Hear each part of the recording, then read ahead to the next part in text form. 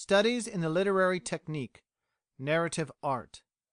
David Pride has summed up the whole matter in a few well-chosen sentences.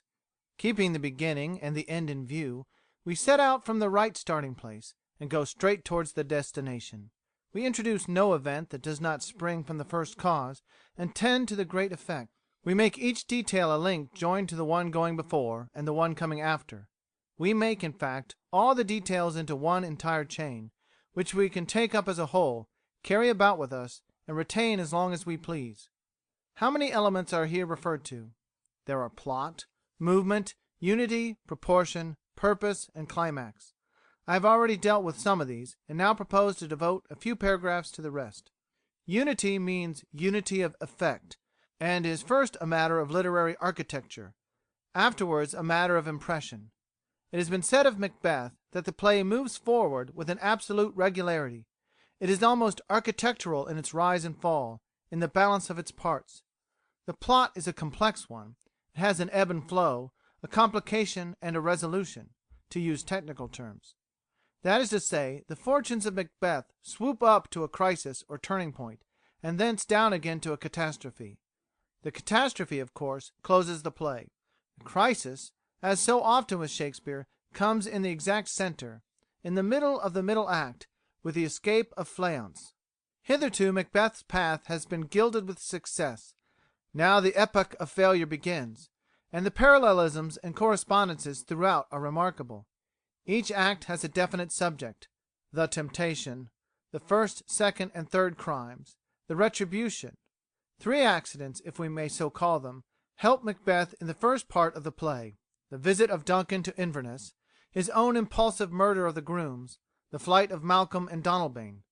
And in the second half, three accidents help to bring about his ruin: the escape of Fleance, the false prophecy of the witches, the escape of Macduff.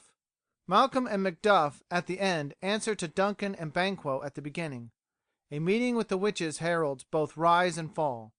Finally, each of the crimes is represented in the retribution. Malcolm, the son of Duncan, and Macduff, whose wife and child he slew, conquer Macbeth. Fleance begets a race that shall reign in his stead. From a construction point of view, a novel and a play have many points in common, and although the parallelism of events and characters is not necessary for either, the account of Macbeth just given is a good illustration of unity of effect and impression. Stevenson's Kidnapped and David Balfour are good examples of unity of structure. Movement. How many times have you put a novel away with the remark, "It drags awfully"? The narrative that drags is not worthy of the name. There are a few writers who can go into byways and take the reader with them. Mr. Le Gallienne, for instance. But as a rule, the digressive novelist is the one whose book is thrown on the table with the remark just quoted. A story should be progressive, not digressive and episodical. Hence the importance of movement and suspense. Keep your narrative in motion, and do not let it sleep for a while unless it is of deliberate intention. There is a definite law to be observed, namely, that as feelings rise higher, sentences become crisp and shorter. Witness Act 1 and 2 in Macbeth. Suspense, too, is an agent in accelerating the forward march of a story. There is no music in a pause, but it renders great service in giving proper emphasis to music that goes before and comes after it. Notice how Stevenson employs suspense and contrast in Kidnapped. The sea had gone down, and the wind was steady and kept the sails quiet, so that there was a great stillness in the ship, in which I made sure I heard the sound of muttering voices. A little after, and there came a clash of steel upon the deck, by which I knew they were dealing out the cutlasses, and one had been let fall, and after that silence again. These little touches are capable of affecting the entire interest of the whole story, and should receive careful attention. Aids to description. The point of view. So much has been said in praise of descriptive power that it will not be amiss if I repeat one or two opinions which, seemingly, point the other way. Gray, in a letter to West, speaks of describing as an ill habit that will wear off, and Disraeli said description was always a bore both to the describer and the describee. To some, these authorities may not be of sufficient weight. Will they listen to Robert Louis Stevenson? He says that no human being ever spoke of scenery for above 2 minutes at a time. which makes one suspect we hear too much of it in literature. These remarks will save us from that description worship which is a sort of literary influenza. The first thing to be determined in descriptive art is the point of view. Suppose you are standing on an eminence commanding a wide stretch of plain with a river winding through it. What does the river look like? A silver thread? And so you would describe it. But if you stood close to the brink and looked back to the eminence on which you stood previously, you would no longer speak of a silver thread, simply because now your point of view is changed. The principle is elementary enough, and there is no need to dwell upon it further, except to quote an illustration from Blackmore. For she stood at the head of a deep green valley, carved from out of the mountains in a perfect oval, with a fence of sheer rock standing round it, 80 feet or 100 high, from whose brink black wooded hills swept up to the skyline. By her side a little river glided out from underground with a soft, dark babble, unawares of daylight, then growing brighter, lapsed away and fell into the valley. Then, as it ran down the meadow, alders stood on either marge, and grass was blading out of it, and yellow tufts of rushes gathered, looking at the hurry. But further down, on either bank, were covered houses built of stone, square and roughly covered, set as if the brook were meant to be the street between them. Only 1 room high they were, and not placed opposite each other, but in and out as skittles are, only that the first of all, which proved to be the captain's, was a sort of double house, or rather 2 houses joined together by a plank bridge over the river. Selecting the main features. The fundamental principle of all art is selection, and nowhere is it seen to better advantage than in description. A battle, a landscape, or mental agony can only be described artistically, insofar as the writer chooses the most characteristic features for presentation. In the following passage George Eliot states the law and keeps it. She had time to remark that he was a peculiar looking person, but not insignificant, which was the quality that most helplessly consigned a man to perdition. He was massively built. The striking points in his face were large, clear grey eyes and full lips.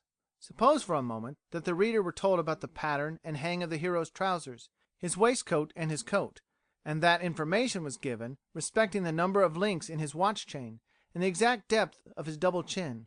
What would have been the effect from an artistic point of view? Failure, for instead of getting a description alive with interest, we should get a catalogue wearisome in its multiplicity of detail.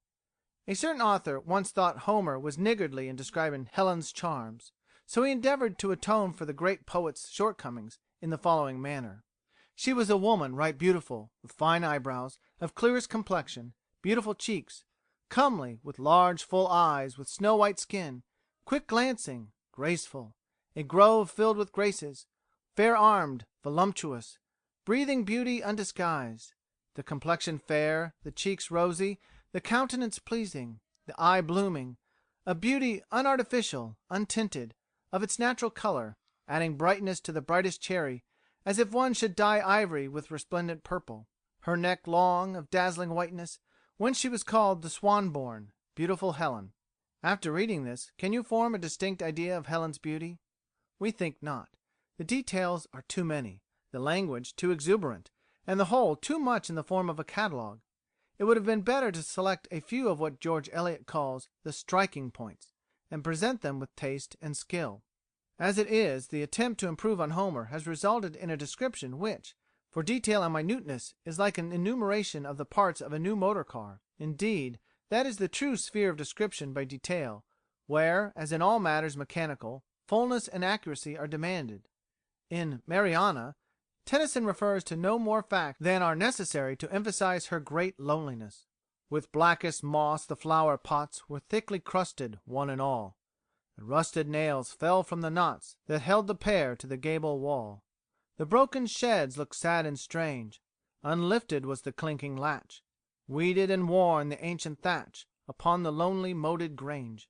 In ordering such details as may be chosen to represent an event, idea, or person, it is the rule to proceed from the near to the remote, and from the obvious to the obscure. Homer thus describes a shield as smooth, beautiful, brazen, and well hammered.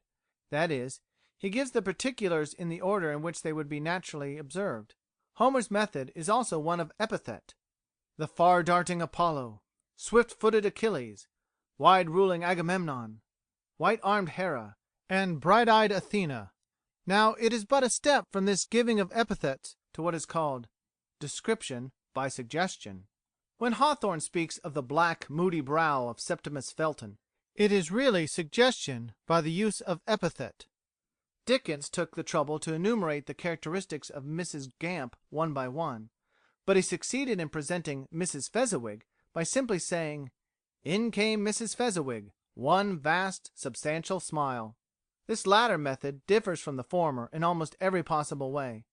The enumeration of details becomes wearisome unless very cleverly handled, whereas the suggestive method unifies the writer's impressions, thereby saving the reader's mental exertions and heightening his pleasures.